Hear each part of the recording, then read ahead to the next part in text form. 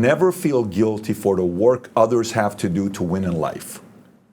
And I read this at 30 years old, 29, 30 years old. I got a hold of this book that's very hard to get a hold of. He wrote a couple books. One is called Pushing Up People. Another one is called All You Can Do Is All You Can Do, but All You Can Do Is Enough. But this book is not you can't buy it in bookstores. So I got a hold of it. And it said, never feel guilty. I'm like, never feel guilty. Never feel guilty. Wow. Hey, that guy's got to pay the price as well. If he says he's got this big dream, he's got to pay the price. So never feel guilty.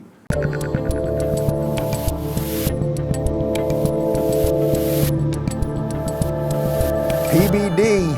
Yes. You are officially the first guest in my new studio, and I'm very happy to have you here, my friend. Well, first of all, congratulations. Place looks amazing, and thanks for having me, man. I mean, when Sam said, Pat, schedule, Craig, because we're leaving to New York tomorrow. Yeah. Can we make this? I said, it's Dave. No question about it. We got to figure it out. So we got down here to be here with you. There were several reasons I wanted to do this, mostly because I knew you would dress to the nines to show up here, and the first guest has to dress right. But that is part of the PBD operation, right? Like looking good, dressing right, taking care of yourself. It's part of the kind of whole thing that has given you success. I would say so. I think, you know, when you got to know, this is not what I was used to growing up. I don't think I've ever worn a suit as a kid. Maybe I went to a wedding one time and we wore a suit, but you go to the military, you come out, I'm the baggy pants guy, size 48 jeans with Dickies and I've seen some of the old pictures. Yeah, you do some of those old throwbacks. That's some of my stuff. And then I go to the Army, I get out in the Army, I start wearing BDUs, and I started falling in love with ironing my clothes with starch from PX and shining my boots for a couple hours. I love doing that. And then when I got out and started working in business, and one of my guys at Morgan Stanley, Dean Witter, said, you got to get a nice suit. And then I put it on. I said, I kind of like this. And then, you know, the rest is obviously history. When did, well, first off, let's do a little bit. Cheers, man. Cheers. Congrats on this. Thank you. And everything that we're going to talk about is sort of, I would say, a congrats to both of us, because we both moved our lives and operations to this free state, and it has pretty much worked since then. So, I agree. So I would agree to that. I should note, by the way, you're doing the whiskey. You're a whiskey guy. You're doing the what? You're doing the tequila? I'm a tequila guy. Okay. I tried to finish all the tequila in the world. Didn't work. So I gave up, and I moved to whiskey. I want to get you on tequila. Can I tell you that the bottle, I think, Connor, can we get a shot of the bottle behind me? That's the most expensive bottle I've ever bought in my life. No joke. $550. Get out of here. For a bottle of tequila. But I was like, you know what? New studio. Things are going all right. Good for you. I'm sitting down with PBD. I've had my eye on that bottle for a long time, and I went out and bought it yesterday, and I was like, we're going to do it. Well, listen, I mean, it matches your one-bedroom condo you live in here. Can you believe I sleep in this room, too? Isn't that something? I love how my right before we start, my producer, Phoenix, says to you, hey, Patrick, what kind of watch is that? Without flinching, it's a Fossil, it's a Fossil $50. Watch. No, but obviously your house is a beautiful house, what you got here. Congrats to your success and what you've done. Going from where you were at, I love you. I'm asking you, what are these VHS, from stand up to now being one of the most powerful voices out there, man? It's great to see. That's why I wanted to have you in for this first show, because your dedication to success and trying to replicate that for other people. I mean, those days when I was doing that, I was broke. I mean, broke. I didn't have $50. I was borrowing change to get a cup of coffee at Zabar's on the Upper West Side so I could do a little stand-up at night to pray for the dream. I had a buddy. This is totally true. I had a buddy who worked in food service for restaurants who would drop off industrial-sized cans of tuna that I would survive on for weeks. Most likely I'm going to die of mercury poisoning, But that thing, the struggle to the success. Yep. Tell me, I know your story, but can you give me the brief struggle to success story? Yeah, I mean, you talk about tuna. When I was in the Army, I would get the tuna because it was disgusting, but the can was like 49 cents at PX, and you would mix it with mustard because at least mustard would make it tolerable, and throughout the day I would have 3, 4, 5 of these cans to get the protein. No, listen, regular tuna might be the key to the whole operation. I think that's what it is. We're mercury. We're both going to go through. One day news is going to come out. Dave Rubin and Patrick David are dealing with mercury, having too much of it. But no, I mean, look, it all starts with a dream. I was talking to a couple of the guys the other day. Just yesterday, we're doing a Zoom call with a couple of our executives, and one of my guys says, "Hey, one of my sales guys I'm dealing with he's very difficult to deal with. He's a pain in the ass, and he's tough to do this, and da-da-da-da-da. He's a 1099 guy, not W-2. W-2, you have the option to fire and coach and send him to places, but 1099, you're working with these guys, right? It's like you're running a insurance office and real estate office. So he says, what do I do with him? I said, well, let me tell you what I do in these types of situations. I said, for a guy like me, I joined the Army at 18, okay?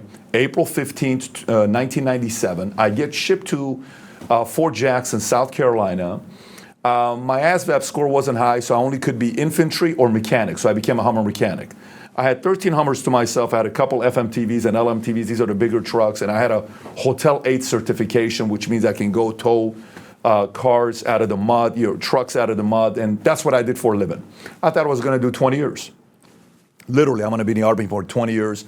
Then I'm going to get out. I'm going to get an additional 10 points on my score to be working at the post office or cop or firefighter, because if you're former military, you get that 10 points on the test. So if somebody scores 75, but you're in the Army, you get 85. If you do 82, you do 92, right? So I had that advantage. Then one day I get a call from a friend of mine, Kogan. He says, hey, Pat, what are you doing? I said, tomorrow I'm re-enlisting for 6 years. Really? Yeah, I'm re-enlisting tomorrow. They got me everything I wanted on my orders. I'm going to go Special Forces, Delta, SEER School. You know, I speak 5 languages, so they're going to help me out to sharpen my language. And then I'm going to go to Vicenza, Italy, which is where I wanted to go to. There was a beautiful unit there. And then from there, you know, I'm going to do this for 20 years, and I'm going to retire at 38 years old. And then I'm going to go be a cop and firefighter. He says, Pat, you got to get out. I said, I'm not getting out. I'm signing my contract tomorrow for 6 years, and I'm getting my Army Accommodation Medal. I had gotten an Army Achievement Medal. Tomorrow was a celebration. Lieutenant Colonel P. Cox was going to give me an Army Accommodation Medal. He says, can I convince you otherwise? I said, you can. My dad already sent me a $250 camera as a gift for committing to re-enlist. He says, just give me an hour. And this guy was the only guy that ever came and visited me in the Army out of my friends for 18 days. And when you're in the Army, you're alone. You remember all the letters. I kept every letter. Every single letter anybody ever wrote me while I was on boot camp, I have all of it till today. All of it. And you know, like, who was a friend and who was thinking and who's not. All of them. The people you thought that you're best, they never wrote you a letter. The people you thought were like, they were okay, they wrote you 50, 60 letters. So I'm sitting there, hour later, it's now 1 o'clock in the morning. I got formation early in the morning. I can't sleep all night. I've already promised my dad I'm going to re-enlist. He wants me to stay in uniform, be in the military. I get out in the morning, go to Lieutenant Colonel P. Cox. Disappointing news for you. I can't re-enlist. I got to get out. But David, what are you doing? We got you the orders. I said, I totally under you. You have no clue how much I respect you, but I'm getting out. So I get out. They don't give me the Army Accommodation Medal. How difficult were those wasn't few easy. hours? I mean, I'm thinking about it right now. I'm going back because I threw my boots over the, you celebrate like, hey, this is it. It wasn't easy. Let me tell you, it was a lot of anxiety because when you're in the military, it's so regimented. It's so like routine. And if you like routine, there's a lot of trust and comfort in routine. There's order, there's expectation, there's a time for formation. It's a lot of good things. Your benefits, chow hall, when you eat, how much you get paid, your promotions, correspondence courses you got to take. You know, you'll be an E5, E6, E7. Eventually, you'll be a drill sergeant, maybe first sergeant, then sergeant major, E9, and that's kind of the route you go. And you can take advantage of GI Bill, maybe become an officer, second lieutenant, first lieutenant, work your way up. So there was an immediate, and then you can travel, see the world. It was, 20 years what it's going to look like. It's predictable. And I like the predictable aspect, but I also have an uncertainty aspect. The unknown fires me up. There's an element of unknown that's exciting, that the level of curiosity, I want to know what the possibilities are. So then I get out. I get out of the military. I come out to be a Hummer mechanic. And there was one shop at Camarillo, and it was Thousand Oaks Camarillo, that had a Hummer dealership. So I go and I said, listen, I'm the best Hummer mechanic in Fort Campbell, Kentucky. And the guy says, listen, man, we sell maybe 1 or 2 Hummers a month, H1. We have one mechanic if we're lucky. We don't need a second one. And I said, I'm very good at shooting. He says, listen, we don't need a hitman here. You're not going to use it in private. So at that point, I went and took the test to be a cop. I had 16 speeding tickets, so I couldn't be a cop. And then firefighter, there was a hold. And then boom, 5-year freeze and being a firefighter. Then I get out and start making money in the financial sector, Morgan Stanley, Transamerica. Then I start my own insurance company. And the rest is history. The point I was making with this meeting was the level of grace God has on us. When you go back and think about the people you met in your life, some of them they made such a big impact in your life, but they're a 5-minute person in your life. You're at Nordstrom's. Your son is wrestling with you. A woman over here who's 65 years old is looking at me for 10 minutes while me and Dylan are wrestling. I said, ma'am, how you doing? She says, I'm doing good. She said, do you know why I'm looking at you? I said, why are you looking at me? She said, because I remember when my kids were that age. I said, tell me about your kids. I have 3 sons. How they doing? What do they do? One's a doctor, one's an engineer, and one's a lawyer. Really, all successful, all married with kids, all married with kids. Give me 3 secret sauce. What was it? So I only give you one. I said, what's that? She says, if you ever threaten to discipline your kids, follow through. I was like, out of all the advice you can give, you give me this. If you threaten them, always follow through because your word can't lose weight. Yeah. This is 5 years ago. I'm at Nordstrom's. That lady was in my life for 5 minutes. That impact is permanent. You got certain people that are one day, certain people that are a month, certain people that are a year, certain people that are a decade. But if you think like if you have a relationship with the man upstairs and you say, how did this person come into my life? What is the chance of me meeting this person or that? What? I'm the luckiest man alive. So when you look at it from that perspective, and then now when I wake up in the morning, at the beginning, you and I were, joking about poison in the drink, and I told you, I said, if God takes me today, man, I've lived the most incredible life. I am so grateful. Everything from here is dessert and bonus, and that's a brief element of the story I haven't told before. Do you try to acknowledge that every day? I sense that you do from watching your show and just watching what you're doing on Instagram, because I've noticed for me, and maybe this is partly just being a new father, like I really am like, things have been good. Like, I don't want anything else. It's good. It's really good. I'm doing what I'm supposed to be doing. I have the family I'm supposed to have. I'm like unbelievably humbled by that. And I don't know what to do with it sometimes in a way. It's interesting you say that. So to me, this is the battle I have, right? Because I have friends of mine who made their money that no longer want to work. And they're living the life where it's like, well, Kobe had the father time that came. LeBron's father time is coming. I'm kind of going through the father time myself. People will say this, right? And I'll say, cool, to each his own. Totally respect it, salute to you, but I can't help myself. I tend to challenge everybody around me, family, friends, kids. If you're around me, you're either going to like it because I'm going to challenge you, or you're not going to like it, because you're like, this is too much, man. I can't be around this guy too much because it's constantly like the next level, the next thing. Yeah. But you have to realize, as tough as I am on everybody else, I'm a lot tougher on myself. The way I process this is the following way. I'm greedy and selfish in the following way. I watched a movie, Meet Joe Black, that completely messed me up. I've never seen a movie, Meet Joe Black, till 2 months ago.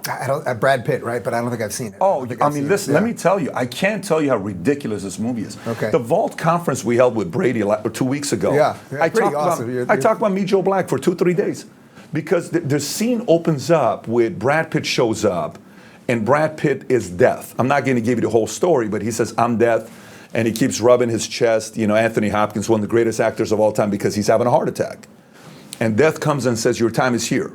You're about to die. He's 65 years old. His oldest daughter is putting together the big party. Presidents are showing up. Senators are showing up. Billionaires are showing up. And here's a businessman that's a billionaire, gets on a helicopter from Hamptons, goes to Manhattan, does business, comes back, and, that's the life he's living. And he's so close with his daughters. They love him. Youngest daughter's kind of like his right-hand person that's doing stuff with business. And she's dating the other right-hand guy. And this house is like a behemoth, 60,000 square foot house. And impact, investments, board. And I'm watching this movie. I'm like, oh my God. Fired me up because it gave me urgency. Because my dream was always to have the family live close. I want all my kids close to me. Obviously, they don't have to. They get to do whatever they want to do. But I'm going to bust my tail to have so many different opportunities where if you want to be a realtor, you can manage our real estate portfolio. If you want to be a lawyer, we need lawyers. Yep. If you want to go do movies, let's go fund your movies. If you want to go be a teacher, let's build a school together. They could be dog walkers, because I saw a video that you did where your kids are now making some money dog walking. Yeah. You want to be a capitalist, go do it. But let's stay together, because I want us to stay together as a family, and I'm going to do my best to create that net. And then at the same time, the other side, I wrote this book called Choose Your Enemies Wisely that comes out December 5th. A lot of people say, why choose your enemies wisely? Why not choose your friends wisely? Why not choose your allies wisely? I really think this is a season where enemies are truly formidable enemies that requires people who are capable to fight to stand up. And I take that role very seriously. I teach my kids, if somebody in school is getting bullied and you can do something about it, you got to stop that. If you don't, you're a coward. So in a way, if I'm teaching this to my kids and I'm watching what's going on in America, what's going on with these guys telling Rumble what to do from House of Commons, hey, you guys better take this guy down and consider what YouTube did to them. From UK's telling Rumble, a Canadian company based out of, who the hell are you to say something like what they're doing to parents? And you got 30 different cities who are in Canada protesting right now against indoctrinating kids, and have so much respect for these parents that are willing to do the fight. I'm sorry, some people maybe don't have a platform like you and I. Who am I to want to sit here and just celebrate all this money I've made, the house I have, the relationships I have? I feel like this is an era where God is looking for the flag carriers to rise up, and we feel we want to earn the right to be one of them.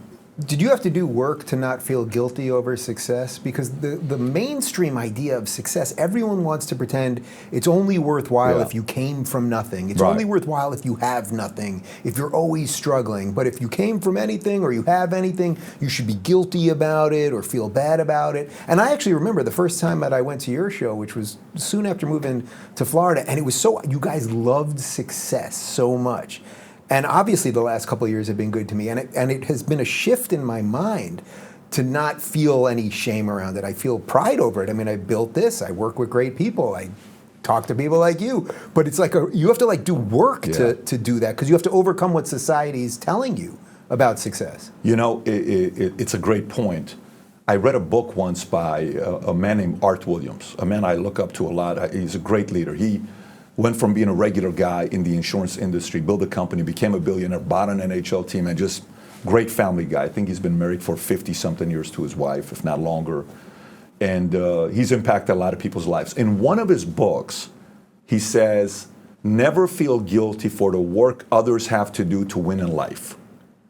And I read this at 30 years old, 29, 30 years old. I got a hold of this book that's very hard to get a hold of. He wrote a couple books. One is called Pushing Up People. Another one is called All You Can Do Is All You Can Do, but All You Can Do Is Enough. But this book is not you can't buy it in bookstores. So I got a hold of it.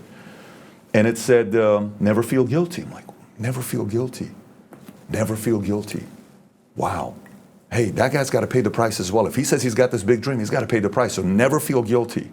What a point. Kids, never feel guilty. If your kid wants it, he's got to pay the price. Yesterday, Jay Williams, Jay Williams, the basketball player, were together till midnight. He's at the house. He's talking to Dylan. Dylan's an athlete, so he wants to play sports, super competitive. So he says, Dylan, so tell me about yourself. He says, well, I play this, that. He says, how good are you? He says, I'm a good athlete, but I'm a little too competitive sometimes, and I want to win all the time. He said, let me show you a video. He shows the video. He sits down on the stairs, and he's showing Dylan this video, Jay Williams talking to Tom Bilyeu on Impact Theory about a story of Kobe Bryant. This video went viral, and he says, one day we're shooting, I'm doing 400 shots, I wasn't going to leave till I make the phone. You've probably seen this video. Yeah, I've seen it, yeah. And Dylan's like enamored by it. We're just kind of watching this. And he's like, wow, that's pretty wild on what, Kobe did to get to where he's at. So then he's teaching my son, hey, if you really want to go there, you're going to have to pay the price, because this guy paid the price. I can't feel guilty for my son having to pay the price. So if others don't want to do it, I don't feel guilty for you. So then the next phase becomes for us is, you came from nothing, you're broke when you're doing this, comedy, stand-up, and then now you're living in an incredible home here, and you have weight, your voice carries weight, where people want your endorsement, people want to see what Dave has to say. You've spoken to some of the most powerful names around the world, and you are many people's dreams. One day people want to follow your footsteps. Well, they got to pay the price for it, but the challenge is going to be for our kids.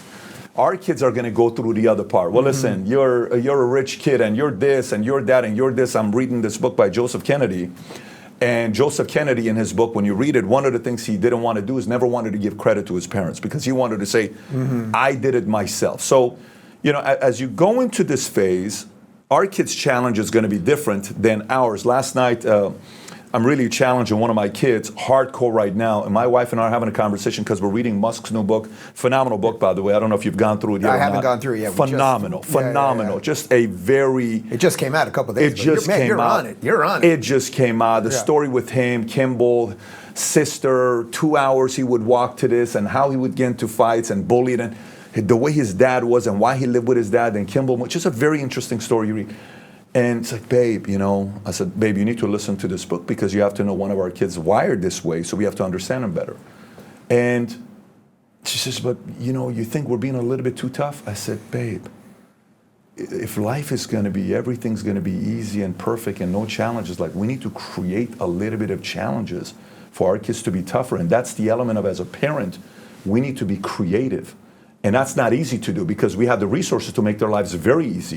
It's going to be very challenging for us, and then we, at the same time, need to have them have their own identity. So, but one of the lessons I learned is we can't feel guilty for the price others have to pay. Does the fame part feel weird to you? Because, you were an insurance guy and a business guy, and you were giving business talks, and now it's like you're talking to presidential candidates and all the people I'm talking to. I was a comedian. Like, the idea of fame was, like, built into the... I never was doing it to be...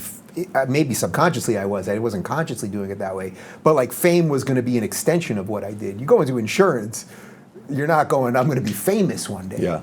No, listen, to be famous in insurance, it means nothing. It means you did something really illegal.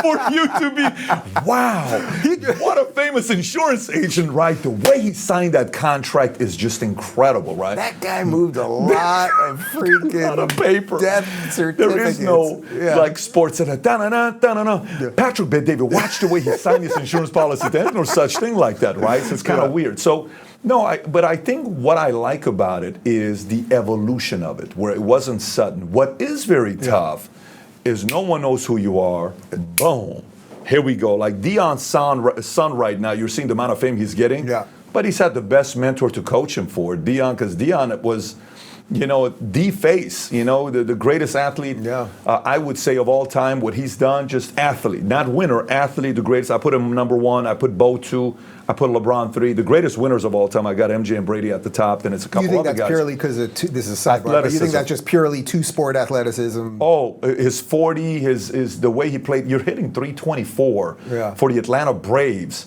And you know how hard 92? that... Yeah, 92, 93, 90, that whole team with, I think it was Pendleton, Galarraga, all those guys that they had. David Justice, I think that's the year, all the crazy pitchers, Smoltz, Clavin, Maddox they had. So, but to me, some people don't have the coaching of fame. So you see some of these guys on social media where they all of a sudden get fame and they start acting dumb. And they act we have to also be patient for some of them because they're going to go through it. For us, the advantage we have is it's not like all of a sudden 1,000 people are waiting outside saying, oh my God, Dave. It starts off with, are you that guy? Are you that guy? You start off with that guy. Or you look like that guy. You look like that guy. You look like Dave Rubin. I'm like, wow. You know what? I love to say, I said, no, it's actually my twin brother. I can't stand the guy. If you only knew who he was, you wouldn't like him as much because you need to know the truth about him. But no, the benefit we have, it's evolution. It's slow. It's gradual. Then there is the boom. But by that time, you've been trained. Can I tell you the wackiest one of those that I saw was a guy that you've interviewed and met many times, Jordan Peterson. When I was touring with him for a year and a half. And think about it, this guy's a clinical psychologist. So he spent most of his life, he was teaching also, but spent most of his life helping people get off drugs, one-on-one like this, privately. Then he becomes basically the most famous person in the world overnight. And everywhere we went, we'd get to airports in Sweden, and there'd be 200 people waiting for us because they got their life in order. And he would talk to every single one of them. I never saw the guy be rude or ignore or walk away from anybody. And it was like... But I will tell you this. Jeez. But I'll tell you this. I also will say he also didn't know how to handle it. Hear me out. To an extent. Hear me out. So I was with him during that. Yeah. So I remember, not from the, arrogant, and I'm not talking that side at all. I'm talking about, one day I'm having him on, and for about 30 minutes, he talked about how much tweets bother him. Yeah. And he really didn't like what people were saying on Twitter. And I was kind of shocked by him saying this. This is 5 years ago, first time I had him on the show. And then I brought him back at an event in 2019 at the Mirage. This is the event where we had President Bush, Kobe Bryant, the late Kobe Bryant. This is that event. About that, This is that event. And he's speaking, and he's crying half the time. I'm like, he's going through something. And I asked him a couple questions. I'm like, he's going through something. That's the last interview he does. And then he goes through the phase that he went through. And he openly talked about how he dealt with it, how challenging it was for him. And then the comeback on what he's done and what his daughter's done, both of them. I mean, they're formidable. Obviously, Jordan Peterson is a powerhouse. He's a force of nature, and he's duplicating it with his daughter, and that's where the respect goes, that your daughter is carrying the torch, and I can only imagine where she's going to be later on in life. She's already crushing it, but imagine what that's going to be in 10 years. So I want to talk to you about that Kobe thing. We talked about it one other time when you were on the show, but so you basically did the last was it the last interview with Kobe? Or was it wasn't the last. It was certainly the last big interview with Kobe. Yes. Kobe, we're both basketball guys. We picked our top fives. I still think mine beats yours, but that's where we do that later. But Kobe, when the day, I think maybe I told you this privately, I can't remember, 2 or 3 days before he died, I was watching, I was just flicking the channels, and I flicked past, I lived in LA at the time, and I flicked past Comcast Sports or whatever the Lakers are on, and I saw Kobe, and I hadn't seen him in a while. He had a beard, and he looked like $1 million. That was my thought. He looks like $1 million. And I stopped and I watched, and just the way he spoke, that calmness that he spoke with, and always licking his lips, and like he was just ready to chew the world. And I watched for about 5 minutes, and I swear to God this is true. I remember thinking, this is a guy who has done life right. That was either the day or 2 days before he was dead. And then the day he died, I saw it on Twitter. I immediately began to tear up. I was on tour with Jordan at the time. I was about to get in an Uber. I get in the Uber, and it's a young black guy as the driver. He's hysterical crying because he must have just found out at that moment. Hysterical crying. I said to him, I know, it's Kobe, I know. And I was very early. So I said, we don't have to go anywhere for a while. You want to just talk about Kobe for a while? And we spent about a half hour. Get out of here. I swear to God, just talking about the 81-point game, the Denver game when he flew in after the legal, like everything. And I remember thinking, like, man, that guy, 2 days ago, I'm thinking he's living the dream. He's done, whatever the secret of the universe is, he unlocked it. Gone like that. And you sat with him and had one of the best interviews that he's ever had. I don't even know what my question is other than, what do you do with that? Yeah. What do you do with that concept? Yeah. Kobe's an August 23rd, 1978 baby. I'm an October 18, 1978 baby. We're 6 weeks apart. You guys I remember. Kids. I'm 76. Look at you. You're 76, but you look younger than me. You look better than me. It's No, the moisture here in South Florida. So when he came and they traded him for Vlade Divac. Obviously, we were devastated. We didn't want to lose Vlade because Vlade is a top 5 center, greatest center of all time. Hence the sarcasm, hardcore sarcasm. Wow, you see, that didn't get by me. Come on, top 5 center. He was good. He was a good passer. I loved Vlade, but he's not Kobe. I love when he scored the points, put his hands behind his back. He won 2 Magic Johnson. I just love Vlade. I would have never lived that down if I had missed that. Yeah. That would have been...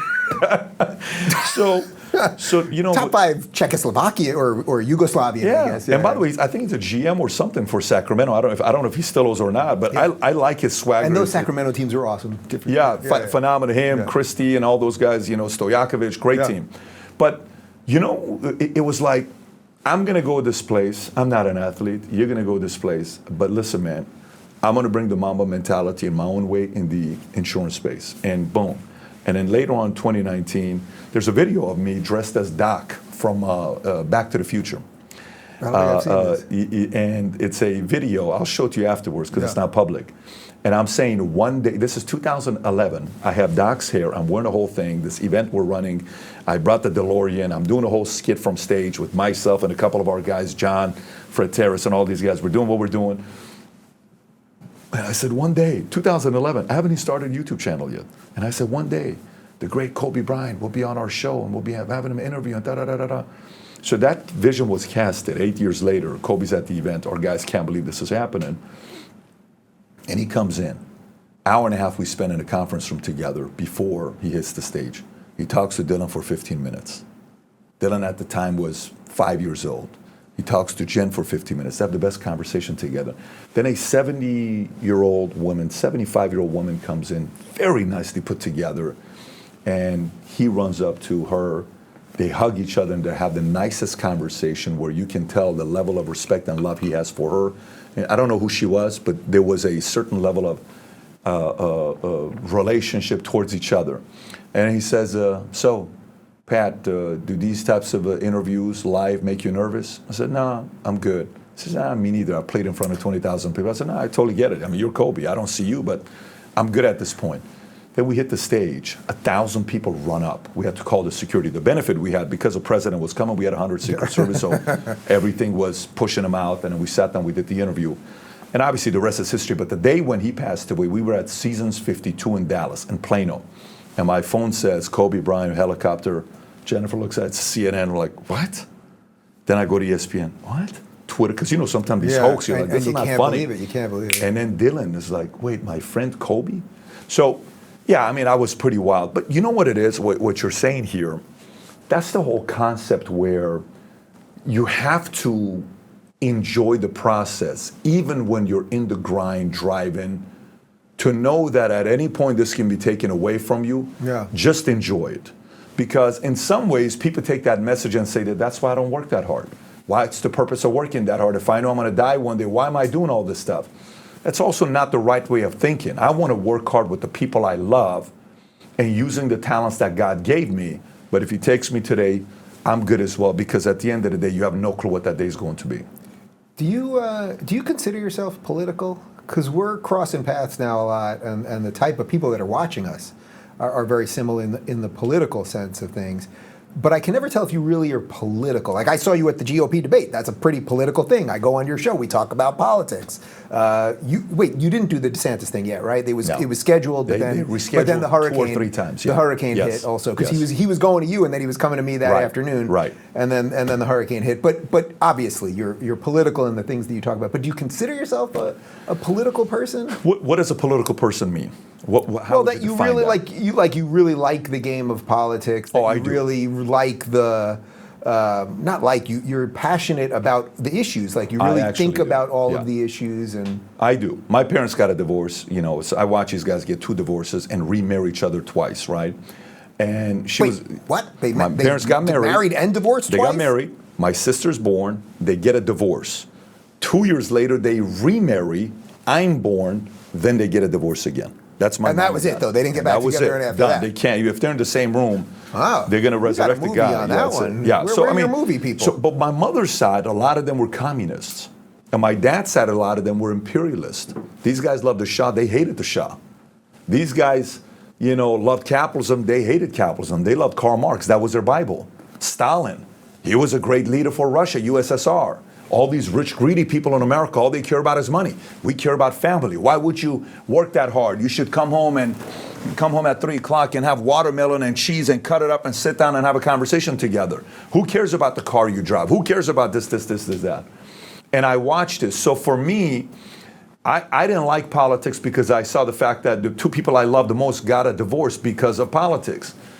But then that was really it. It was brother, deep down it was political. Oh my God! I mean, one of them, their philosophy was, rich people are greedy and all they care about is money, and the other one was poor people are lazy. Like, you just can't get over that. It's just like, and that was just ingrained. But at that time, it wasn't politics. It was more like, why'd you guys get married in the first place? I'm thank God you did, but why'd you get married in the first place? What was the whole purpose behind it? So then I go to Germany, and then we come to the States. And when I come to the States, I go to the Army, and then that was the first time where military, stuff was going on, President Bush and Clinton and all this kind of stuff was going on. And I'm like, interesting what's going on here. Then I went into financial services and started competing, and then I realized politics is involved in insurance, Department of Insurance. Mm-hmm. Politics is involved in being a cop, being a firefighter, running a business, regulation, financial industry, SEC, NASD. It's involved everywhere. And then when we were a small insurance company, politics doesn't do anything for you or not. You're small. Nobody cares who you are. You're tiny.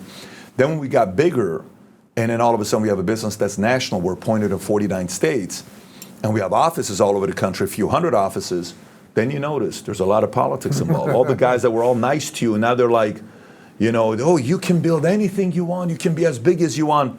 And then they're like, oh, shit, he actually became as big as they wanted. Now it's like you took business away from us, and you're this and you're that. I'm like, oh, so there is politics. Mm-hmm. Then you go and you start studying. I had dinner with George Will in 2009, March, with Claremont Institute, and I go to this event and I watch what he's talking about with Larry Arnn and Larry Greenfield and all these guys, and I'm going to these events with the owner of Public Storage at, Malibu, and I'm having these meetings with John Voight and, Larry, Dennis Prager's coming. Then I launch a show in 2009 with KKLA, KRLA called Saving America. A year later, I shut it down because my San Francisco office closed down. They said, I cannot believe you started a show and, how dare you do this kind of, I'm like, wait a minute, what's going on with politics? Then one day I'm in my office in Woodland Hills. Yeah, who is this? Yeah, you owe a tax assessor. We're here. You owe us $85,000. So for what? You're in a district. You have to pay. You're grown. Your business has grown. This is how much money you owe. I said, what are you talking about? I call my accountant who's downstairs under our floor, 8th floor. I say, hey, what is this all about? He says, well, if they catch you and they're coming around, they knock on doors that are grown, it's hit and miss. If they don't come to you, you don't have to pay it. Wow. But if they come to you and they know you're a grown business, they can tax you. LA. You're in this district. I said, are you serious? So we have to pay this check. Then I said, what districts don't they have this? 13 of them. Victorville, Santa Monica, Burbank, blah, blah, blah. I said, okay, I'm going to go to Burbank, Glendale. So we move our headquarters to Burbank, Glendale so I don't have to worry about this. And we're in Glendale at the New York Life building. And then all of a sudden I'm like, no, we're not staying here. Time magazine comes out with the article, United States of Texas. Then we go to Texas. We have a meeting with Governor Perry, with Mayor Masso from Frisco, was the fastest growing city in Texas. Yeah. Then we go to a Rangers game with Nolan Ryan, and we watch how these guys are recruiting businesses to Texas. This is when Rick Perry would go to California. He would do radio shows. If you don't like the business, they're taking care of you. We're going to take care of you here in Texas. And we were like, okay, great. So then we moved to Texas. We fell in love with Texas. And then COVID happens. Politics goes to a whole different level. My content was always around business, mafia, interviews. It was not a political thing. Then all of a sudden, politics becomes relevant on what we're doing with COVID. And then I said, no. So your politics were probably you were kind of right leaning in that you were probably for small government, right? Yes. Less regulation, less taxes, Yes. blah blah blah. Then COVID hits. And that's what basically drove us both here. Yes. I had a pretty freaking good life in LA. Yeah. And then on whatever that day was, March 17th or whatever it was, 2 weeks to stop the spread, day 2, I was like, this place is never coming back. And I fought very hard. I campaigned with Larry Elder for the recall. And I don't know if I've told you this. You know that 3 days after the recall, you know what happened? You talk about getting a knock on your door from the tax man. I got audited by the state of California after I publicly was backing Larry Elder and campaigning. Makes sense. I put my house for sale that day. Like, that tells you all you need to know. So isn't that a weird thing about how your life better match up with your politics? Otherwise, you're in a lot of trouble. See, I have a problem with that because for me, and what I mean by I have a problem with that is I have a problem with bullies. So here's what's going on today. Believe it or not, the majority will forgive people lying to them, the government lying to them. They'll get over it. They'll cry about it, but they'll get over it. The majority will even tolerate being taken advantage of. If you think about it, it's been going on in America. I can't believe you're doing it. You're not going to do nothing about it. You're going to go back to your state in California and not leave. And California's going to be, you ain't leaving anyways. Stop. You will tweet about it angrily. But you're not going to do nothing. There is no action. It's just, watch what I'm going to do. Watch. Oh, yeah, I'm going to punch you in the face. Go ahead. Yeah. Whoa. And then you get back in your car and you leave. Right? That's most people in California. But here's the problem. You cross the line with kids. Yeah, you just woke up an animal. Because a mother went through 40 weeks. So mother's most vested thing you're going to be in your life is carrying a human being for 40 weeks. You haven't gone through the pain. You want to groom my kids?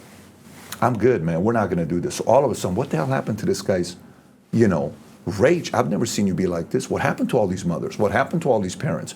California, UK, Texas, New York, they're waking up. So here's the part.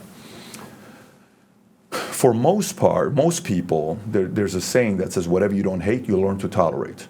Most people just don't like it. Mm-hmm. But a few of us have a lower tolerance level for you crossing the line.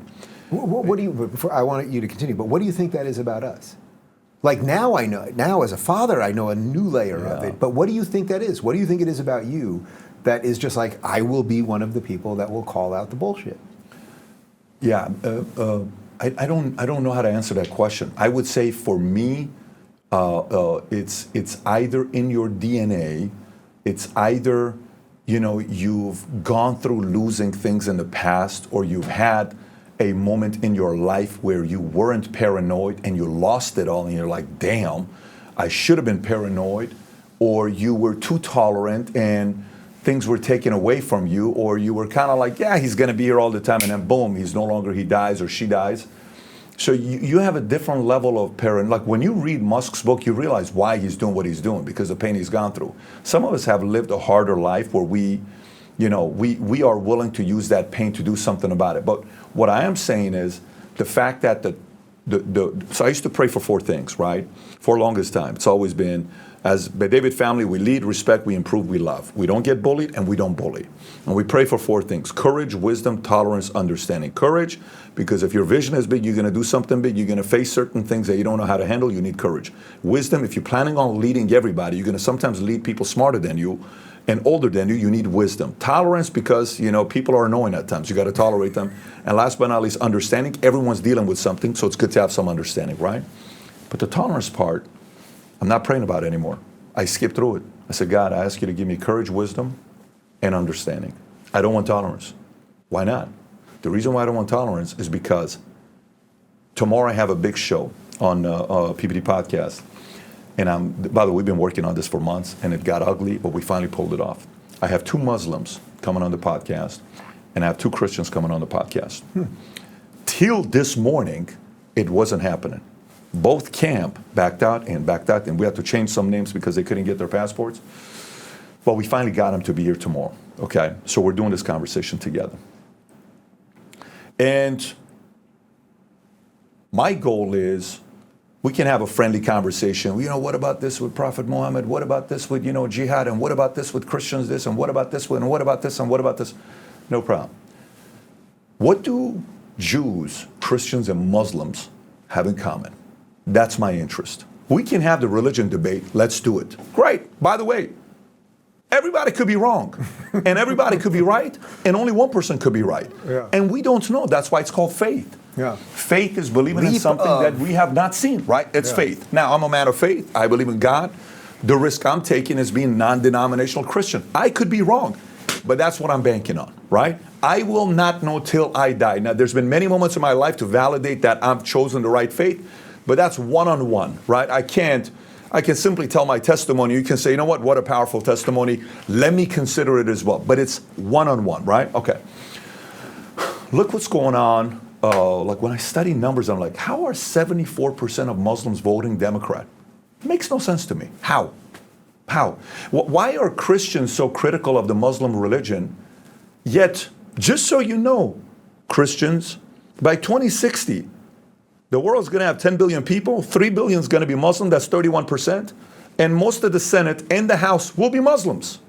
How could you say something like that? Because they have 2.9 kids per woman, and you don't. Because they have more kids than you. Because they're more vested in their faith and more intolerant about disrespecting their faith. And Christians are more tolerant. Christians are more sitting there saying, look what's happening in Glendale, the place that you used to work. And Armenians I had a are not tolerant. There. No, but the Muslims and Armenians of Glendale decided to stand up against the woke. That. Yeah, and it was amazing. And that's exactly. And the left didn't know what to do with it. And I love that. That's my whole purpose, the premise of what I'm trying to do with these guys tomorrow. I trust it's going to be fiery, but I'm going to ask questions and I'm going to say, look, if religion's where you want to compete, then go have more kids. You're not doing it. You're going to lose. Just so you know, you're going to lose because they don't tolerate disrespect to their religion. You do. They have more kids. They believe in having more kids and spreading their values and principles. You don't. You're going to lose. It's just going to happen if it goes this way. Now, that's one part. Set that aside. What's the other part? Muslims. Why 74% Democrat? Why?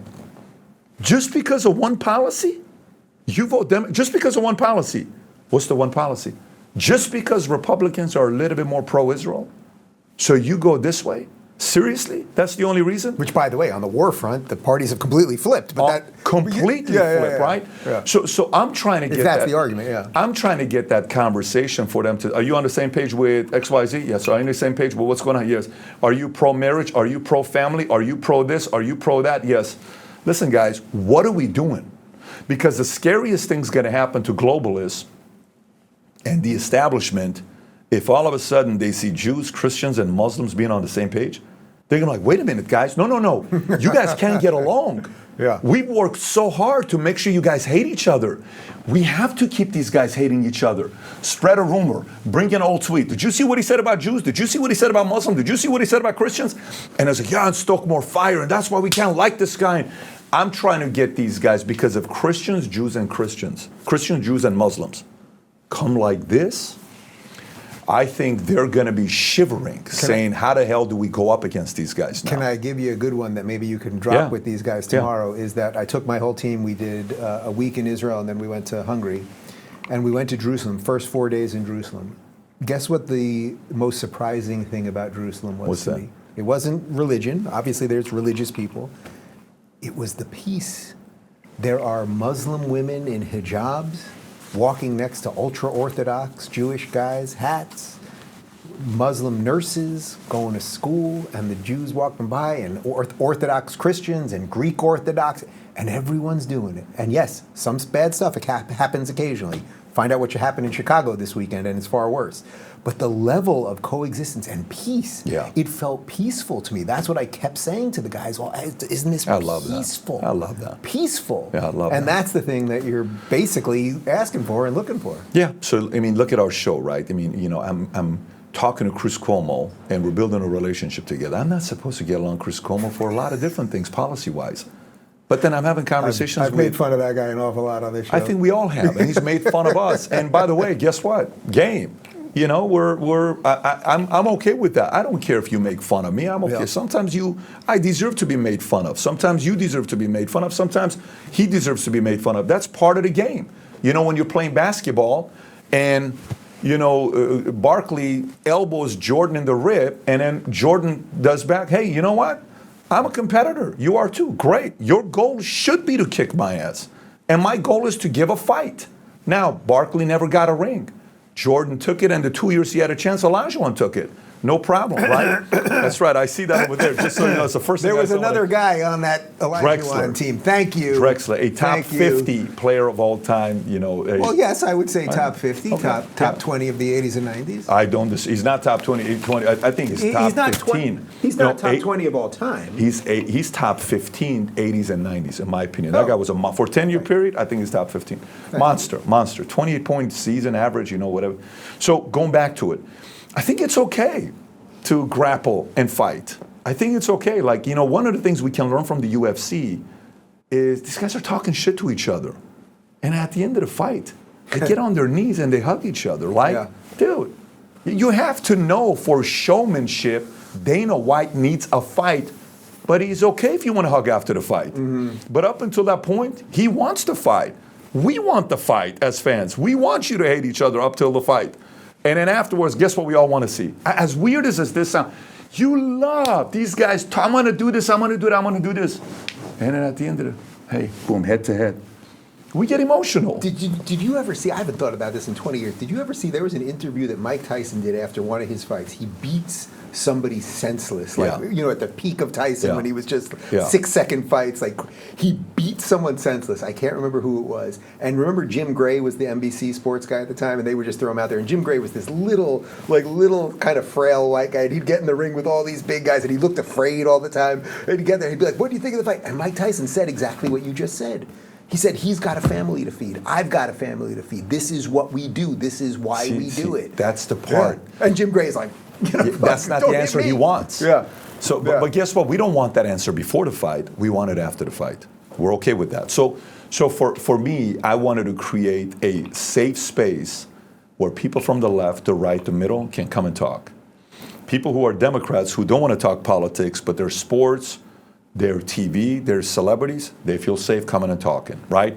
You know, people who are athletes, they feel safe coming and talking and, you know, doing what they're doing. But it's like, you know what? I don't agree with Pat, but, you know, I like his approach. I don't agree with such and such, but I like their approach. Cool, no problem. So it's more trying to go like this. I think we've gone like That I think we need to bring. So this book, one of the best books I've ever read that no one ever read. You know, the guy sold 7 copies, and I bought all 7 of them. This book is called Barbarians to Bureaucrats, written by Lawrence Miller. I've probably over the last 13 years have probably sold 30,000 copies of this guy's book. Every chance I get, I recommend this book. Right? It was written late. If you can get a copy, good for you. It's hard to find one.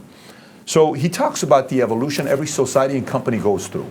Okay, so he says, you know, in every great business, there's 3 people. There's the entrepreneur, the businessman, and the son of a bitch. Okay, every great, and he explains how Steve Jobs had an element of a son of a bitch, but you know the other guy was more the product guy. So okay, and he says, so here's the evolution. First, there's a prophet. The prophet sells a vision. One day. Like that Jack Ma video, we're going to build Alibaba and da-da. You've seen that video, right? It's like one day he's the prophet, Steve Jobs. One day we are different, right? You know, it's Benjamin Rush. Matt Damon in Air, which I know you're big on the movie Air. Son of a Caro, right? Yeah. Hey, Michael, no one's going to remember us. They're going to remember you, but you're going to go through just like you go up. You're going to fall, and we're going to be here for you. And da-da-da-da. What a freaking speech, right? When he gave me that movie, I got the chills when I watched the movie 3 times in the first week. You took your full team to that after Twice, that, right? twice. That's it great. was powerful. I saw it after you were so high on it, and I was like, all right, I got to see it. And by the way, the day after that, when Tucker, because the movie came out when Tucker was fired from Fox, we sent one of our guys, and he was outside of Tucker's house, I can say now, for 3 days, dropping a note saying, PBD and Valuetainment wants to make an offer to you. Oh, and you did make an offer. We 100% made an offer to him. We made a public offer. We, every kind of offer. Yeah. But it is what it is. He's doing a great job right now. He's a formidable voice, very necessary voice. So the point is, he says first there's a prophet, then there's the barbarian, who's the guy that's willing to go do the fight. Then there's the builder and explorer. They build technology or they explore a new market. Then there's the administrator. Then comes the next phase, which is the problematic phase. So prophet, barbarian, builder, explorer, administrator, bureaucrat, aristocrat. America today is filled with bureaucrats and aristocrats. Mitch McConnell, Chuck Schumer, Nancy Pelosi. These guys that have been around for so long, they don't want to give up their card of being a congressman or a senator. They're the aristocrats and bureaucrats that are ruining America. But he says the way you save it when it's about to fall is it needs synergists. Synergists know how to re-energize a nation, a company. America today desperately needs more synergists. Synergists are not about saying, you're a moron, you're an idiot, what a dumbass, what a stupid this. Synergists are saying, I disagree. But you have the right to agree with, here's what my thoughts are. Here's what I believe. So our goal as Valuetainment is doing what it's doing on PBD Podcast, we're trying to bring these guys here. If you guys disagree, cool, let's talk about it. Yeah. Great. That's kind of what the approach we're taking. Are you amazed that these guys are holding on as long as they're holding on? When you see last week, Pelosi, I'm running again. Yeah. Mitch McConnell literally freezing up in front of microphones. Yeah. Feinstein doesn't know where she is. They have to tell her what to say. Biden, obviously, something's wrong. Fetterman, the list goes on and on and on. And that's across party lines, by the way. Yeah. Like, are you amazed that it's just... Or it's just, that's kind of the point. That's kind of the point. I mean, look at this. A lot of times when... the establishment in sports wants to criticize the current players, right? And they defend themselves from the past because it's easy to do that. And they never want to give credit to the newer guys, right? That one video of Elon Musk crying when he's doing a 60-minute interview and he's like, hey, does it hurt you the fact that these men were your heroes and now they're criticizing you? I don't know if you've ever seen this or not. Oh, I don't think so. It's amazing. It's amazing. You have to watch this. Yeah. This is when Tesla's like barely coming up. Every day is being criticized. And he's crying. He said, does it hurt you that these are men you respect and you admire? Yes. It hurts a lot. That they're saying what they're saying about you? Yes. And then you're like, dude, look what he's built. Look what he's doing, right? So for me, I think I'm not surprised that that's taking place. But we need changes, and we need some bold leaders to have the audacity to go out there and do the fight. And they're going to rise up, Dave. They're going to rise up. So that's actually a great segue to a little of the Trump-DeSantis thing that I wanted to do with you, because you mentioned before, DeSantis, they've moved it on you a couple times. I have no doubt it's going to happen. You've met him privately. Okay, fine. My sense with you and DeSantis is that you like him a lot on policies. You moved here because of Florida. You seem to think he has some kind of marketing thing, and I think that's probably right. That Trump is the brilliant marketer, and it's kind of messy below the hood. And DeSantis, the policies are below the hood. It's all great, but there's a marketing issue there. Is that what you're seeing? Is that kind of like a rough estimation of kind of where you're Well, at? first of all, I met DeSantis first time thanks to you. You sent the invite, and I was in Dallas. I came. I want to make sure people know to give you the credit. So I was in Dallas. I got on. I came visit, and then boom, we flew back to Dallas. I had an event going on in Dallas, if you remember that. So, yeah. So I mean, look. The other day I had Larry Elder on, which you and I both have a lot of respect for Larry and what he's done, right? And Candace Owens was on same week. Elder and then Candace. I asked Larry. I said, Larry, do you think the profile of picking a candidate for president has changed? And I don't think it's changed. I said, do you think maybe you're wrong? No, you don't know what you're talking about. And we kind of got into a little. It was a friendly in our show. Even if I agree with you, I want a little bit of banter. How did you mean that question? Here's what I meant by it. Here's what I mean. You know how in 1964, whatever the year was, when was it 60? I think it was 60 or 64. One of those where Nixon didn't shave, and it was the first TV debate ever, and the sweaty one, and Kennedy won. It's got to be about 60, right? Yeah. So Nixon had, Nixon didn't sleep. He had a 4 o'clock shave, and John F. Kennedy went tanning. He slept 10 hours that night, had a good meal, looked good, calm, came, crushed it, right? Well, guess what? It changed. It went from needing a voice because everybody's like listening to the radio to now radio in your face. Oh my God, he looks. Nixon, right? Who's probably more qualified to be president? Nixon. Nixon was more qualified to be president. Yeah. But he lost because the game changed. So America wanted to see somebody that was young, eccentric, attractive, well-spoken, calm, carried, himself very well. Okay. Today versus then. If you go back and study what percentage of the campaign they funded, the top people that put the most money in their campaign, Trump is at the top, I believe. Then I want to say it's John F. Kennedy. His dad said he would spend all the money he has to do the campaign. He ended up spending like 40% of the entire campaign was their own money. Reagan spent like 9% or 7%. Obviously Al Gore, not Al Gore, Ross Perot spent a lot of his own money, whatever, it was 50%. Hillary Clinton, 0% of her own money. Biden, 0% of her own money, his money. And, Obama, pretty much these three, it's 0% of their own money. Those that are zero, they're establishment. Okay, that spends 0% of their money because they owe the most favors. Okay, so today's profile to be a president, let's take a look. Number one, America, we are very close to the majority not wanting a pro-establishment candidate. So to be an anti-establishment candidate, you need to have FU money. That's number one. Bloomberg had FU money, more than any other candidate that ever ran. What was he missing? Charm. Okay, so you need to be able to persuade and charm. He couldn't do it.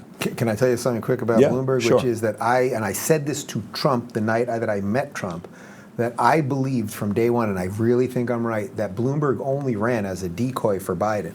That Biden was number one at the time, and they needed Biden to get through the debates, and they knew he couldn't debate, and he was crumbling and all that, and they needed to deflect. So they threw Bloomberg up there. He willingly did it. Because you remember those 2 debates that he was in? Terrible. But it was all about whether he sexually harassed a secretary, and that's what they spent the entire debate. So instead of Biden having to defend himself, I truly believe that. You know what Trump said to me when I said it? Trump goes like this. He goes, actually, that's pretty good. And then he turns to Melania. He says, Melania, can you tell him, he says to me, he says, can you tell her, tell the First Lady what you just said? I said it to Melania, and she kind of nods, and he goes, Bloomberg just hates me. I mean, but I really think there was something to that. But yes, he was regardless, he was deficient of the stuff. So if you look at the golf score, you got FU money, which causes you to not be pro-establishment. This is why Vivek is getting some momentum right now. This is why RFK is getting momentum right now. This is why Trump won in 2016. This is why Ross Perot got the kind of numbers that he got that caused George Bush Sr. to lose and Clinton to win. This is why Reagan did well. This is why JFK did well. Anyways, I can go on. You get the idea, right? So you need charm. Then you need to be able to have a run rate of being having fame or influence. So Vivek, a year ago, nobody knew who Vivek was. Some people in our space knew, but most people didn't know who Vivek was a year ago, right? So he started late.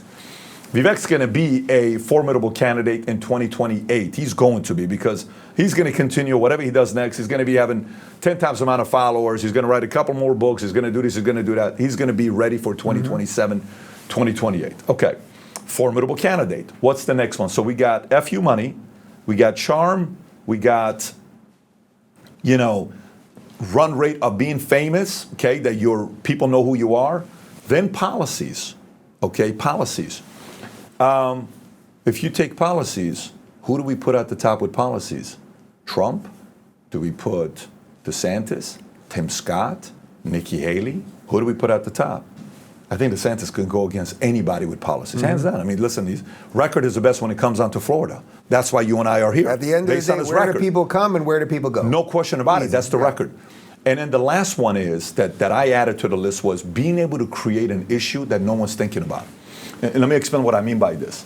And I'm presenting this to Larry Elder, and he's saying, you don't know what you're talking about. And by the way, I may be wrong. Yeah. I may be wrong, right? So what does this mean, coming up with an issue that no one's thinking about? We got to build a wall. What? We got to build a wall to keep these rapists and all this. The hell is he talking about? We got to build a wall. I'm going to build a wall, and I'm going to make Mexico pay for it. Dude, this just got even crazier now. What do you mean you're going to build a wall? Mexico's going to pay for the wall. No one's like, you sit there, you're like, all right, let me see. What are we going to campaign on? Healthcare, military foreign policy, the war, or taxes, or economy. No, we're going to build a wall and Mexico's going to pay for it. No one's even thinking about that, right? So the average candidate that runs, they hire some bullshit, political, consultant, and well, here's what's resonating with the audience, and and here's what you got to do. Okay, great. So I think some of these guys just listen to those consultants too much, and it screws the whole thing up. So that's your criticism of DeSantis, that he's listened to these guys too much, because the policy you obviously think is right. Oh, he will. So you kidding me? Like, listen, let's put him in a room with no cameras and talk policies. You know what he's going to do? I've done it. Yeah. I've done it. Oh, it's my incredible. God. No, I mean, but I watched Newsom the other day on CNN. I don't know if you watch it, 32 minutes. We played a portion of it. It's a clinic. He did a clinic. He's so fucking evil. It doesn't matter. He's evil. It doesn't matter. Say he's evil. But he is evil. But forget about that. What I'm trying to tell you is I don't care if he is. He did a clinic. The average person who doesn't follow what the hell is going on, they're going to say, this guy's presidential. Mm-hmm. He sits like this. Just watch how he sits. He sits like this. No, I get it. At the end, he says, so, are you going to run for office? Oh, no. Why would I run for office? Do you realize just 2 years ago they recalled me, talk about being humble? I mean, that's the kind of stuff that, is attractive to the average person, not the person that's the policy wonk. So in a way, do you think we will always just get what we deserve in a weird way? Because you're basically saying there are people who are good enough to do it, who would do it right, who would lead to a more prosperous society, and then there's a show. And how do we arbitrage those two things? If I'm running the RNC, I'm the guy. I'm the guy that's running the RNC. I wouldn't take this job, but I'm the guy that's running the RNC. Okay. They don't pay that much. You're doing it right. I'm not. Here's what I would do. Yeah. Okay. One of the only speakers I've ever brought to an event 3 times is Billy Beane from Moneyball. Okay. He changed the game. He won 21 games in a row. Brad Pitt played the movie, the whole nine. Yeah. And what is it? Jonah Hill, I think, plays the Podesta, whatever, the guy that says the most important statistic is not a home run. The most important statistic is not that. It's on-base percentage is what it is. Like, what are you talking about? No, don't trade him. Yeah, get that guy. Why that guy? 380 on-base percentage, 410 on-base percentage. What? He doesn't hit that well. On-base percentage. He knows how to get walk. He keeps his elbow in. He gets hit. It's like, what the hell does an elbow have to do with it? Trust me. The only goal is to get on base, right? I would bring in 20 analysts, and I would spend millions of dollars, and I would tell them, put a golf score, put a list of 40 reasons why somebody becomes the president of the last 50 years after TV, and now let's do after social media, because those are 2 different eras, right? Mm-hmm. So what caused this guy to win and that guy to lose? Okay, what was the mistake? Some of it's going to be work ethic, campaigning, going out there like Hillary Clinton just stopped campaigning. Trump was doing 6 rallies a day. She's doing those last 4 days she did nothing. Yeah. He was out there. But Trump was campaigning 6 rallies a day during Biden, and he wasn't doing any, but it was a different story. That was a whole different game. We're not going to get into that. You understand what I'm saying with that part. That was a black swan event that took place, which is not something that's consistent. So I would take this golf score, and I would keep eliminating the bottom 10. So we start off with 40 different things that we'd look at, statistics. Eliminate the bottom 10. Eliminate the bottom 20. Eliminate the bottom 30. Then I got the top 10. Now I want to see what is the most important reason why somebody gets elected. Then I take the top 5. Then what I do from running RNC, I go and I ask my guys, Now this is a complete different job. I'm going to ask my recruiters to say, I want you to give me a list of 50 names that meets these 5 criteria with a score. So run a golf score on 1,000 people that could be potential presidents. Put Dave Rubin on that list. Put Tucker Carlson on that list. Put Ben Shapiro on that list. Put Charlie Kirk on that list. Put all these guys on that list and run a golf score. Boom. I want to go talk to those 20 guys. Schedule time with them to come and talk to us. They'll come and sit down and talk to me. I think you ought to consider running for office. You're out of your mind. I'll never do it. Totally get it. Can I show you something? What's that? Here's the data I got here for you. Do you love America? I do. How much do you love America? You okay if America becomes a shit show? No. How much are you okay with it? Are you a tolerant person? Are you willing to fight for it? I am. I think you need to run 2028. What are you talking about, Pat? I think if you love America, you got to run.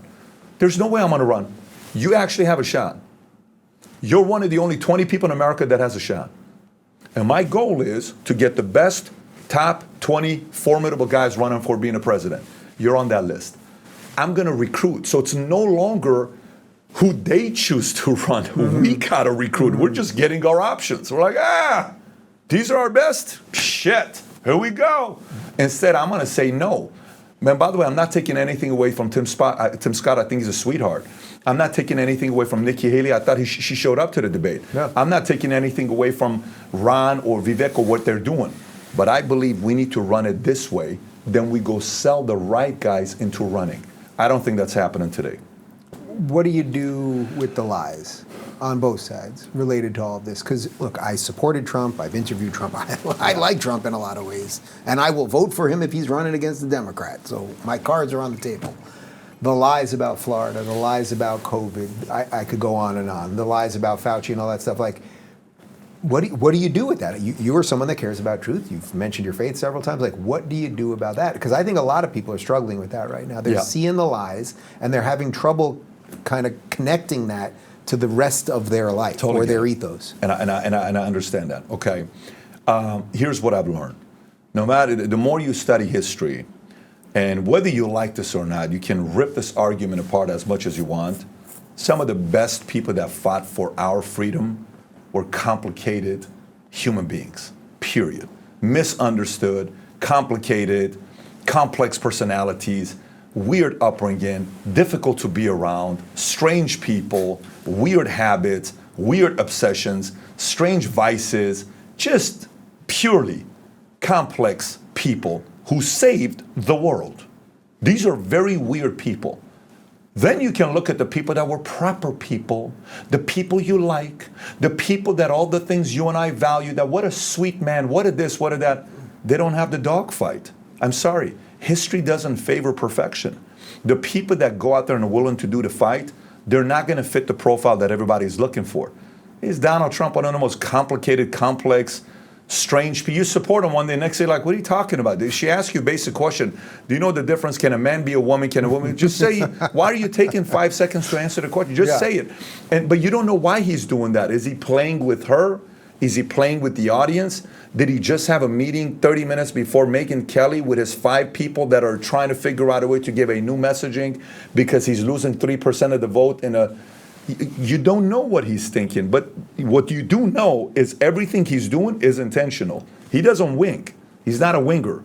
He is a guy that will say, wait till you see what we're going to do. Wait till you see. Wait till you see. Wait till you see is kind of like a salesperson. Wait till you see. Wait till you see. Part of that is a visionary driver, future truth. Totally get that. But he is also a guy that's kind of watching everything and sizing everything up, and he's taking risk here, then he adjusts. That message didn't work, let me change this. Oh, that message worked, it's pissing off the right people. Let me poke on this guy. But to me, we're not going to get who we're like aspiring to get, this perfect candidate. It's just not going to happen. So since Trump has chosen an awful lot of enemies, I really like what we've done with this shot. Can we go to PBD's one shot? One shot. Look at that. We get the book right in there. That's very nice. Choose your enemies wisely. Who are your enemies these days? I got a long list of them. For me, a part of it is, what people are doing to the greatest country in the world that changed my life. I'm going to do my part with the fight against them, the establishment in a big way. Those that are targeting kids to confuse kids, I got 4 of them now. It's a very formidable opponent. The people that are... How much of that is happening? I mean, you're here in Florida. I'm sure your kids are going to great schools and all that. But is it like just stuck in the culture that it even has to come up for your I mean, kids you have to who are realize- obviously insulated from I'm some still of that? running an insurance company with 49 states, and we got 46,000 agents that 15,000 of them are active right now. So I get all the news from all these different states on what's going on. They call me and I'm talking to them. So we have people on the ground that are experiencing this in California and, Riverside. Then you got Oak Brook, Chicago. Then you got, Dallas, even some schools in Dallas. Like, wait, this is happening in some parts of Dallas? Yes. And then you got, New York or Calverton, Maryland, or, all these other areas. They're going through it, right? So you're hearing it. So I'm not okay with that part. And then for me, I think in the media space, I got a lot of enemies in the media space. And, some of these enemies are making big mistakes. Some of them you're just seeing that they're in it for only money. They haven't made money yet. They made a few million, but they've not made money. So they're kind of like looking for their first 100 million or first 200 million. And I understand that. You got to go through making that first million, then first 10, then first 100, and then maybe you go add the additional zero and 2 additional zeros. Then you have the ESG community, these Larry Fink, these Wall Street, State Guard, Vanguard, Soros. He's given the fund back to his son, and he's running it now. I think his name is Alex, 38, 39 years old, and he's very close to Bill Just took a picture Gates. with Gavin Newsom the Gavin other Newsom, day, which yeah, they made sure I to saw get that. out there. Yeah. By the way, good move for Gavin. He's going to need that guy's money, and this, Open Society Foundation that Soros has given $32 billion to the last 30 years or so. That's a very powerful nonprofit organization, Open Society. You got to watch these guys. So then you got Hollywood and what they're doing. So we got to find a way to make movies to compete against Hollywood and what they got going on. But there's a lot of enemies. But to me, you have to be very intentional on choosing the right enemies. The wrong enemies bring out the worst in you. For example, let me give an example. Women who chose the feminist movement, they chose the wrong enemy. Men are not the enemy. What are you doing? How many 65-year-olds today who are single with no kids are coming out saying, I made the biggest mistake of my life? What did they do? They chose the wrong enemy. Men were never the enemy. Christians, Muslims, and Jews, they're choosing each other as the enemy. None of you guys know for a fact. You've not died and come back. You've never met Jesus or Abraham or Muhammad. You pray to it. We all pray to it. So what are the enemies that we all see today? Values and principles that are being fought. Would you realize that Christians are thinking Muslims are the enemy, Muslims are thinking Christians are the enemy? They're not the enemy. It's the establishment and globalists that are pinning you against each other. We're choosing the wrong enemy. We have completely, most of us, missed the mark on choosing the wrong enemy, and it's destroyed people's lives. We've lost decades of our lives, some years, some decades of, some their entire life it's gone with. So, the reason why I wrote this book was more for people to realize that we all make the mistake. Sometimes you're like, I'm going to do it to prove that guy wrong. That guy doesn't bring out the best in you, but the other guy does. But the other thing does, or the other institution does. So for us, we got enough of the right enemies right now where the driver, what we wanted, again, God willing, if God keeps me around for 40 years, oh my God, and we're healthy. And what does that get you to? That gets you to 84? 84, yeah. If That's God, the number for you? I'll go to 100, but he dictates. I'm going to do my part. I'm trying to take care of my health right now the last few years. I've lost 4 inches on my waist. There's a few things I did 4 years ago in July. Stopped drinking soda. I don't drink soda at all. So, and then, a few months ago, I don't eat breakfast except for Sundays. And breakfast, my favorite meal. I don't do breakfast anymore. I just skip breakfast 6 days a week. So I'm at a weight where it's 235, 238 is my weight at my height. Mm-hmm. I was at 258, 260, which you wouldn't tell if I'm 260, because I'm a little bit taller, so it's kind of going to stretch. But at 235, 237, I'm good. I have the right people around me that trying to take care of my health and all that stuff. But at the same time, look, God can also say, you think too much of yourself, man. Who do you think you are, man? You think we need you, or you're going to be okay. Come up here and have him go clean a cloud. Who do you think you are? And I'm okay with that. But how much does that worry you, though? Because I will tell you this. It's something that I've been thinking about lately. Yeah. Like, again, I have the things that I want right now, and I have had a thought lately that I've never had before, which is, it seems to me like the shoe has to drop at some point. Like, if you have the things that you want, if you're living the life you're supposed to be living, that doesn't last for very long, right? Like, something always is going to happen, whether a death in the family, whatever it might be. I've been thinking about my dad dying since I was 18 years old when I joined the Army, because my biggest goal in life when I was 6, when my teacher asked me, what do you want to be when you grow up? I said, I want to be a dad, because I wanted to be him. He's a great father, very good father. I wouldn't be who I am right now if it wasn't for him. He lives with me, and I'm the happiest now that he's in my house. My kids see him. My dream was for my kids to meet him. I met him at your house. Yeah, I didn't realize he was living there. Yeah, Wow. my dream was for my kids to know this man because I never met his father, right? So I wanted them to have an experience with this. But, but I know I'm going to get a phone call one day. We're going out to a nice, my son's birthday's coming up, so we're going to the Yankee Stadium. It's going to be the first time we're going as Yankees, We'll wrap with this, because that's a cool thing. First time we're going there, so we're going to go there and take him to the game and then go to, the Jets game, Patriots game, and all this stuff that we're doing. He can't go. He just told me yesterday, I can't go. I said, what do you mean you can't go, right? We're just talking about this today. He's trying to convince me to convince my dad. He said, I can't go. He says, we go. I'm not feeling good. He was in a hospital for 5 days a couple weeks ago. He's 81. He's had 13 heart attacks. He drank and smoked for 35 years of it. He smoked 2 packs a day for 35 years. 30 years until he had his heart attack. So the fact that he's still here, super lucky. Of course I'm greedy. I'd love to see him go to 100, but I have perspective. And, a long time ago I realized when I would debate as an atheist, I was an atheist for 25 years, and then I eventually realized, hey, PBD, the bigger your vision, man, the more you need as much support as possible, and God's going to be your biggest support when you're alone and nobody believes in your vision. You're going to need to talk to somebody that's going to make sense of this vision of yours.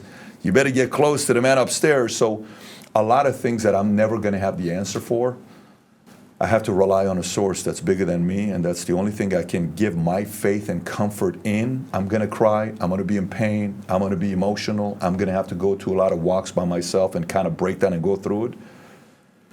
But, the grace that he's given me, man, you have no idea how big of a role that the man upstairs plays in my life. So the reason why I'm saying this is I fear those things are going to happen, but the way I know I'm going to go through it is the one source. This is the only way I can go through it, only way I can go through it. We should probably end there, except you mentioned the Yankees. And you are now a minority owner of the Yankees, which when I saw you tweet about that, I was like, that's basically the coolest thing I've ever heard. Lifelong Yankees fan. I saw Jeter just a couple weeks ago in West Palm, had a great conversation with him. The guy I saw that. Couldn't have been nicer. And Very cool. June 26th is both of our birthdays. So for many of my birthdays, I used to go to Yankee Stadium on our birthday and blah, blah, blah. But you're a minority owner of the Yankees, which, is that just like, that's basically Coolest as good as it thing. gets, It's the right? coolest thing. So does that mean are you in the owner's box? So there's one owner's box for all the guys that are the owners. Yeah. And you're just in it. Oh, and by the way, the Steinbrenner's owner's box that they built, it's ridiculous when you go to it. Yeah. When it happened, get a call from a guy, says, hey, I know you want to be an owner of a team. Can Have you sign heard an of the NDA? Yankees? And I'm like, yeah, 2 years ago. He's like, I said, yeah. I said, what teams do you have? Because I'm only interested in a handful of teams. He said, well, I got, the Memphis Grizzlies. I got this. I said, yeah, it's cool, but no. Who are you interested in? I said, well, I would say Yankees at the top and, the Lakers, probably post LeBron, but I would say the Lakers will be second. I'm not interested in the Lakers today, but those are the 2 teams. Great. It's just not going to happen because those things rarely open up. Well, one of the guys apparently was 80, 81 years old, and he's at a phase where he's like he wants to sell his shares. And I get a call, you need to sign an NDA. For what? Just trust me, you need to sign an NDA. I signed the NDA, comes back and says, there's an opening. I said, you got to be kidding me. He says, no. But you got to go through a background check. This thing's going to take 12, 13 months, and da-da-da-da-da. So then I applied, interviewed with all the Yankees folks. Then MLB did a background check on us. God knows how long that took. Then eventually I'm like, listen, this thing's done. It's just not going to happen. I'm too loud. They're not going to hire me. They're not going to allow me to come in, et cetera, et cetera. He says, well, guess what? The Yankees owners want to meet you in New York. Great. I flew out to New York. I sat in a room. Randy Levine. You got Tony here, the CFO of YGE. You got Noel here, the COO, who's been with them since 1974, 1964. And then Hal Steinbrenner over here. I said, you sure you guys are comfortable with me? I said, because I'm not ESG, I'm not this, I'm not that, I'm not this. And he You actually said that. You went through word for word. Yeah. I told him everything. I said, and I'm just getting started. So you need to understand, you're going to be forced to tell me to sell my shares, and I'm telling you, I'm not going to be quiet. So the only thing you guys got to know, he says, we don't care where you are. Totally fine with us. We're comfortable with that, but we have one rule. I said, what's that rule? He said, Hal's the boss. We don't want your opinion. The only time we want your opinion is if we ask for it. And I look at Hal and says, I'm the boss. I said, Hal, you're the boss. So I left, and then we were in Bermuda celebrating, family. We go once a year, family vacation, summertime. I get the call. What are you doing, Pat? I'm sitting down reading a book. Congratulations, you're officially a minority owner of the Yankees. I couldn't freaking believe it, bro. I'm like, are you yeah, you got to keep, oh, yeah, of course. And it's like, you go in there, wife, the kids, all this stuff. I'm like, oh my, and my kid was watching one of the greatest documentaries of all time, of one of the greatest, who he won 10 World Series. Why am I forgetting his name? Yogi Berra. Yogi Berra's documentary. By the way, one of the best documentaries of all time, ever. Good luck watching it without breaking down crying. Yeah? Literally, Yogi Berra documentary. So my son watches it. I'm seeing Dylan. He's emotional. I watch the documentary. Then I get the announcement. Then we're going to the Yankee Stadium, and we're going to go there and show them around, and they're going to get a tour of the entire thing. It's a great experience. But again, it's a dream, right? There's an element of, I'm 44, but the people I always liked and respected the most, they had an element of being childlike. Mm-hmm. I don't want to lose the ability of being not childish, childlike. That childlike element is creative, is spontaneous, is curious, is in pursuit of something. You want to stay in that, like I love looking at my baseball cards, and I become that 13-year-old kid that was dreaming about one day having a Mickey Mantle card. Like, oh my God, what if one day? So this brings me back to the 14-year-old Pat, who's just a kid. I said, there's no way this is ever going to happen. Your dad works at a 99-cent store. So super grateful, incredible dream. One of the items on a bucket list, but it was a great experience. On that note, my friend, you know how this thing is going to end? Because I'm going to bring out young PBD. We're going to play horse on my basketball court. I'm going to lose. In your suit. Tell you in advance. But because I've seen your shots. I know what you're doing, okay? Thanks, man. Oh, man, this was great. Appreciate you for having me on. Yeah. If you're looking for more honest and thoughtful conversations about politics instead of nonstop screaming, check out our politics playlist. And if you want to watch full interviews on a variety of topics, watch our full episode playlist, all right over here. And to get notified of all future videos, be sure to subscribe and click the notification bell.